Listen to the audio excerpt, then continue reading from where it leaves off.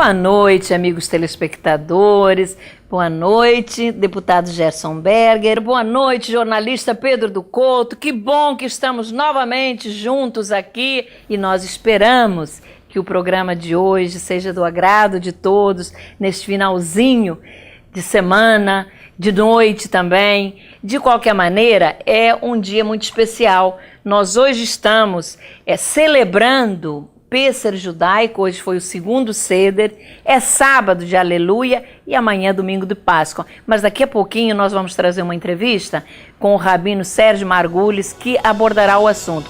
Também abordaremos um assunto que eu considero da maior importância, que é um incentivo ao parto normal. E logo a seguir falaremos também de Joaquim Levy e suas declarações fora de hora e os reflexos que isso poderá ter até na nossa economia. Mas Gerson e Pedro, minha gente, o nosso primeiro assunto de hoje é a queda e choque fatal do avião da empresa alemã com os Alpes franceses, que matou 150 pessoas. Para quem usa com frequência o transporte aéreo, mas especialmente para aqueles que já têm um certo receio em viajar de avião, deixou claro que qualquer um de nós pode ter a sua vida decidida por um doente mental que resolve morrer e com ele levar todos aqueles que, subordinados ao comando de sua decisão, ficam inertes e são arrastados para a morte sem o menor direito a um gesto de protesto. Quantas famílias enlutadas choram a morte de seus entes queridos. As notícias apontam que o acidente do avião ocorreu porque o copiloto Andreas Lubitz, de apenas 27 anos de idade, era um doente depressivo e possivelmente já havia planejado provocar a sua morte naquele tipo de acidente. Aproveitou a ausência do comandante e se trancou na cabine, acabando com a sua própria vida e mais 149 impotentes inocentes. Gerson, você que é psiquiatra, como vê a atitude do copiloto Andreas? A depressão pode levar a esse tipo desesperado de comportamento? Tereza, pessoalmente, não acho que esse copiloto suicida fosse um depressivo. Na minha avaliação, ele tinha problemas mentais muito mais sérios. Os atestados médicos encontrados em seu apartamento que o afastariam do trabalho por depressão, como disse a imprensa, podem atestar essa doença apenas para não prejudicá-lo na empresa onde trabalhava.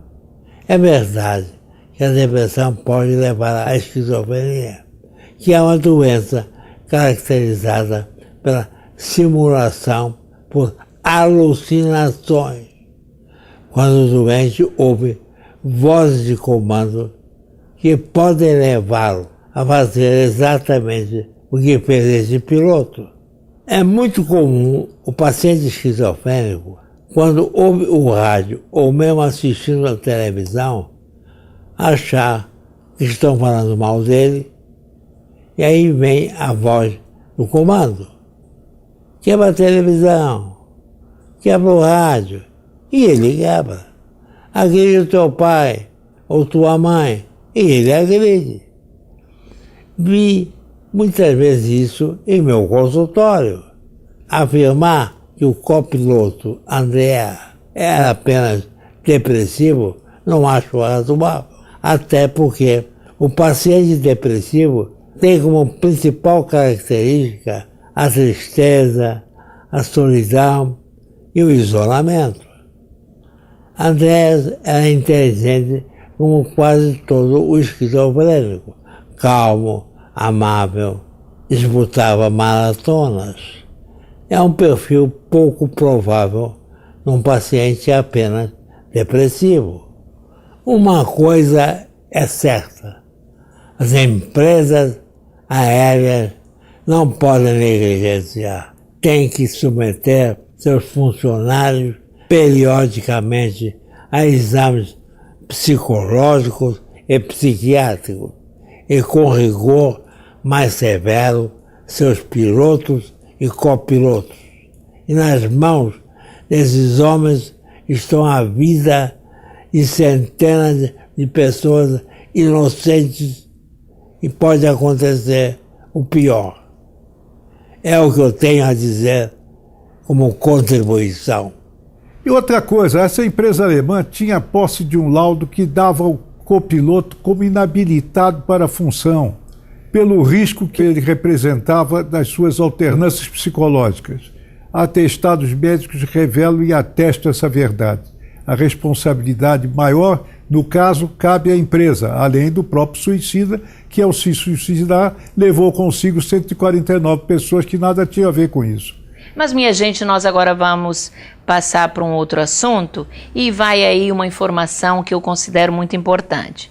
Representantes do Ministério da Saúde, da Agência Nacional de Saúde e do Hospital Israelita Albert Einstein se reuniram na semana passada no Rio com o objetivo de divulgar uma relação de hospitais selecionados a participarem de um trabalho que resulte no aumento de partos normais no país. A iniciativa é desenvolvida em parceria com o Instituto Americano Healthcare e será implementada em hospitais públicos e privados na forma de um projeto piloto chamado Parto Adequado. Parece, Gerson e Pedro, que o projeto visa testar estratégias e capacitar profissionais para a prática do parto normal e ainda aumentar o número de locais que garantam segurança à gestante. Eu acho a iniciativa muito boa. Primeiro porque o parto normal é extremamente positivo para o bebê e também para a mãe, que se recupera imediatamente. Além disso, pelo menos aqui no Rio de Janeiro, há carência de maternidades e, consequentemente, de leitos. Ainda agora, na semana passada, houve uma denúncia no jornal O Dia de que as mães estariam dando à luz sentadas em cadeiras de plástico. Isto numa maternidade em São Cristóvão, a Fernando Magalhães. Gerson, você que é médico e vem dos tempos em que a maior parte dos nascimentos era através de parto normal, como vê este movimento? Tereza, primeiro quero te dizer que fui médico na maternidade Fernando Magalhães. Segundo, eu acho que esse movimento é muito importante, especialmente porque boa parte das maternidades, inclusive do setor público, não estão preparadas para a realização de partos normais. Tem uma estrutura de leitos muito limitada e falta de equipes capacitadas. Acho que existe um exagero nos partos que são efetivados através de cesáreas, especialmente na rede particular, onde quase 80% dos partos são realizados através de cesárea contra 40% da rede pública, o que comprova que alguma coisa deve estar errada. Eu não quero dizer que o parto através de cesárea vai deixar de existir. Em muitas situações ele é importantíssimo e pode salvar a vida da mãe e do bebê. Mas entendo que essa cultura equivocada de marcar data e hora do nascimento do bebê tem que ser revista. O tema é importante, até como foi assinalado aqui, porque envolve as deficiências do próprio sistema de saúde pública no Rio de Janeiro do país. As deficiências são flagrantes, de maneira que a falta de leitos para partos normais revela um problema a ser resolvido, entre tantos outros que envolvem a saúde do país. As deficiências são enormes. Uma delas está nos partos. O parto cesáreo, ele é, como você assinalou, Gerson, ele predomina na área particular, onde a pessoa tem mais liberdade de escolha. Na saúde pública não há o mesmo processo. Então, pode ser feito um programa de incentivo ao parto normal. É válido isso e também válido descobrir cada vez mais as deficiências existentes no sistema que precisam ser finalmente corrigidas e não estão sendo. Bom, minha gente, mas como eu disse há pouco, hoje é o segundo dia de Pêssar, que tem como significado maior a libertação da escravidão do povo judeu, da opressão egípcia. Mas para falar sobre isso e com um conhecimento muito mais profundo no assunto, nós trouxemos uma entrevista com o rabino Sérgio Margulis, realizada há algum tempo atrás, mas que sempre tem a sua validade e a sua grande importância. Vamos assistir essa entrevista. Bom, minha gente, mas como anunciamos no início do nosso programa, temos conosco hoje o nosso querido rabino Sérgio Margulis, líder religioso da Associação Religiosa Israelita, da nossa querida ARI, e com sua grande sabedoria, ele vai nos explicar, vai nos dizer o que representa Pêssar para o povo judeu. Rabino. Muito obrigado pelo convite.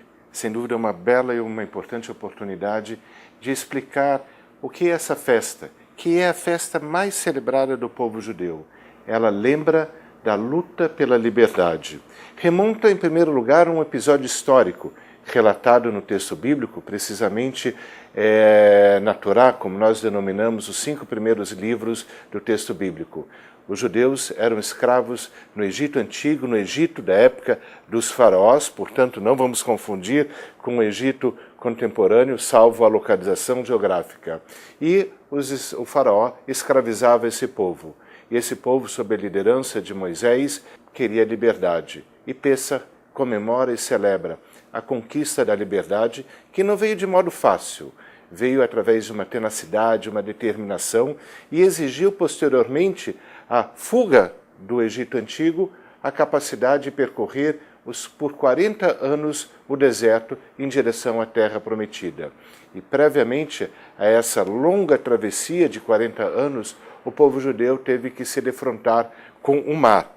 E aí o desafio, atrás os soldados do faraó, à frente o mar, que é relatado inclusive no texto bíblico, o mar se abrindo. Mas como que o mar se abriu? Não se abriu previamente ao povo atravessar, porque aí seria fácil. O caminho se abre, o povo segue. O mar se abriu quando o povo já estava atravessando, ou seja, foi testada a coragem, foi testada a vontade de alcançar a liberdade. E aí o milagre aconteceu. E esse significado, que remonta a um episódio histórico, é contemporâneo, é atual. Liberdade é algo que todos os povos, todas as pessoas têm o direito. E talvez seja este fato que nos torna tão orgulhosos dessa celebração. Lembramos a nossa característica religiosa, da nossa história, mas também pensamos em como atuar através dessa história para o benefício de todo mundo que nos abraça. Bela lição, Rabino, mas se aplica aos dias de hoje, sempre se aplicará, porque eu entendo que só com muita coragem, com muita determinação, é que nós podemos enfrentar as adversidades do dia a dia, principalmente a intolerância. E eu agora, Rabino, gostaria também que o senhor abordasse a questão do Seder, o que representa o Seder para a família judaica. Seder, em hebraico, significa ordem.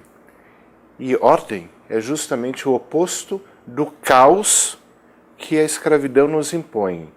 Então a comemoração tem uma ordem, passo a passo, através da leitura de um texto, que em hebraico chamamos de Agadá, o que significa a narrativa dessa história da liberdade, como você bem lembrou, pelo fim da intolerância, do desrespeito ao outro.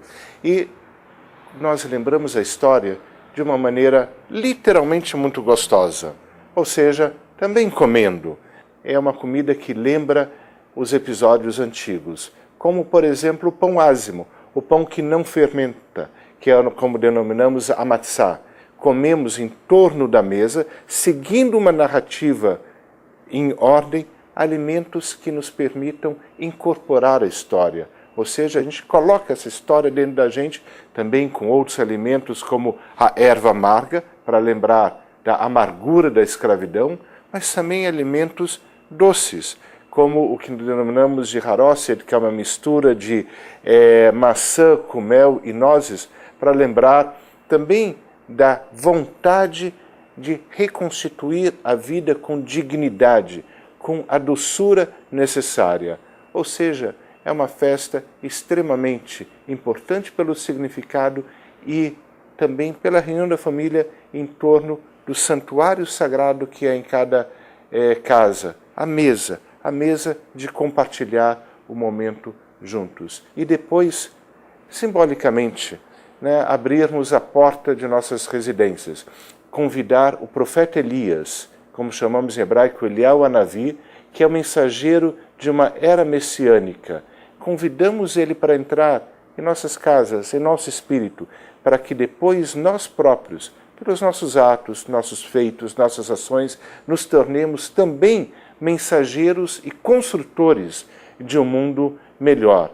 Se não perfeito, ao menos melhor. Porque isso está dentro da nossa capacidade, está dentro da capacidade de cada um, de todos nós. E desejo em todos o voto de Hag Sameach, que significa uma boa festa, um Pesach Sameach, um Pesach bem feliz para todos.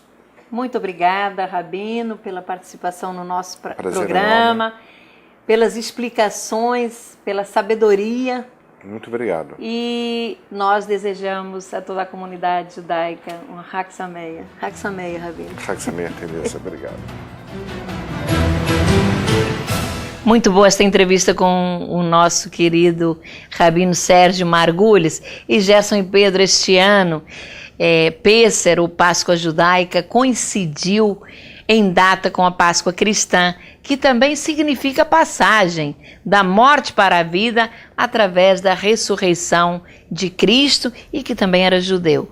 Um feliz Pêssar a toda a comunidade judaica e um excelente domingo de Páscoa a todos os cristãos. E você, Gerson, quer acrescentar alguma coisa? Mandar a sua mensagem de Páscoa, você e o Pedro? Com muita alegria, Teresa, eu quero desejar um feliz Pêssar à comunidade judaica e uma feliz Páscoa à comunidade cristã. O simbolismo e significado das duas Páscoas é o que há de mais importante para todo ser humano, a liberdade. Que haja muito amor e paz entre todos os homens, não apenas na Páscoa, mas para sempre. Eu desejo lembrar que a libertação dos judeus da escravidão egípcia tem a semelhança com a ideia de libertação que marcou a morte de Cristo contra o Império Romano, que tinha imposto o governador Pôncio Pilatos como representante do imperador Tibério na Judéia. A ideia de libertação contida no episódio da crucificação também, da mesma maneira, permanecerá para a eternidade. Uma feliz Páscoa para todos, judeus, cristãos e todos aqueles que estão nos assistindo. Bom, Gerson e Pedro, mas como não poderia deixar de ser, vamos falar um pouquinho da política nacional. Vocês não acham que o ministro da Fazenda, Joaquim Levy, fala demais? Vira e mexe, lá está ele envolvido em declarações polêmicas, na maior parte das vezes de críticas ao governo. Depois volta atrás, ou porque levou um puxão de orelhas da presidente Dilma, ou porque possivelmente concluiu que falou que não devia. Afinal, ele não pode falar contra o governo do qual faz parte, mesmo que tenham sido erros cometidos no passado. A última dele, no encontro em São Paulo com seus alunos da Universidade de Chicago, ele disse que a presidente Dilma, embora seja bem intencionada, nem sempre faz as coisas da maneira mais simples e eficaz. Confesso que no primeiro momento achei que a presidente ia ficar profundamente irritada e dar uma resposta ao seu estilo. No entanto, não foi o que aconteceu. A presidente Dilma, ao contrário, saiu em defesa de Joaquim Levy, dizendo que ele havia sido mal interpretado. Olha, minha gente, viver para crer. A presidente Dilma ser tão compreensiva? O próprio ministro disse que fizeram da sua fala um banzé. Pode ser, mas volto a dizer, ele precisa segurar a língua para evitar polêmicas e mal-entendidos. Você não acha, Gerson? E depois também eu quero ouvir o Pedro. Olha, Tereza, o ministro Joaquim Levy tem demonstrado que não é um bom político e às vezes extrapola um pouco nas suas falas. Vejam que no mesmo encontro com os ex-alunos da Universidade de Chicago, afirmou que as empresas não gostam de pagar imposto. Claro que desagradou aos empresários. No entanto, o que mais surpreende é a presidente Dilma, que parece ter acordado e, quem sabe, concluído que ela não é a dona da verdade. Como qualquer ser humano pode dominar uma determinada área, mas não todos os assuntos, como sempre quis demonstrar. A propósito, vou contar uma historinha. Presta atenção. Numa roda de pessoas que conversavam, expondo opiniões, um homem de aproximadamente 40 anos chama a atenção dos demais por seu extraordinário conhecimento sobre os mais diversos assuntos universais. Tudo sabia. Consequentemente, todos o ouviam abismados. Afinal, estavam diante de um sábio e lhe perguntaram em quantas universidades se formou. Que sabedoria! Diga-nos, qual é a sua especialidade? E o homem respondeu, sou efologista. Houve um silêncio e alguém perguntou, o que é ser efologista? E ele respondeu, não divulguem o que vou contar. Eu pertencia a um grupo universitário revolucionário na Rússia. Fui preso e condenado a 10 anos de prisão, mas cumpri só 6. Na cela encontrei pequena parte de uma enciclopédia Larousse, bastante erudita, mas somente da letra F. Acontece que quando estou em grupo falando, eu procuro habilmente conduzir a conversa para assuntos que comecem com a letra F. Fábrica, futebol, filosofia, filantropia e assim por diante. E o público, então, não se apercebe e fica impressionado, me chamando de culto, erudito, sábio, quando na verdade eu sou um apenas efologista. Qual a moral? Nenhum ser humano domina todos os assuntos. Podemos ter mais ou menos uma cultura geral, mas conhecimento profundo, no máximo em um assunto. Quem sabe, para o bem do Brasil, a presidente Dilma também chegou a esta conclusão. Ela não é economista, ela não tem conhecimento de tudo e tem que deixar um técnico como Joaquim Levy comandar a economia do país. E todos esperamos dê certo. Essa história do Gerson realmente é uma delícia. Realmente, talvez até o próprio ministro Joaquim Levy esteja incluído nela, de forma indireta. Mas eu estou me lembrando do meu saudoso amigo Nelson Rodrigues, tinha uma frase também muito curiosa, que o videotape pode ser burro, mas não é mentiroso. O ministro Joaquim Levy fez a afirmação que ele disse que depois não fez. Não é a primeira vez que isso acontece. Ele demonstra ter uma falta de sensibilidade política total. Pode ser um PhD em economia. Acredito que sim, formado pela Universidade de Chicago. Mas na Universidade Política da Vida, ele é zero à esquerda e comete erros uns atrás dos outros sem cessar. Vamos ver qual será o próximo. Pedro, muito boa a sua interpretação. Gerson, especial essa sua história do ufologista. Eu espero e já te convoco a contar outras histórias nos próximos programas que eu acho vão agradar aos nossos telespectadores, principalmente aí no finalzinho de noite. Gerson e Pedro, chegamos ao final do programa. Amigo telespectador, nós esperamos que você tenha gostado dos assuntos de hoje.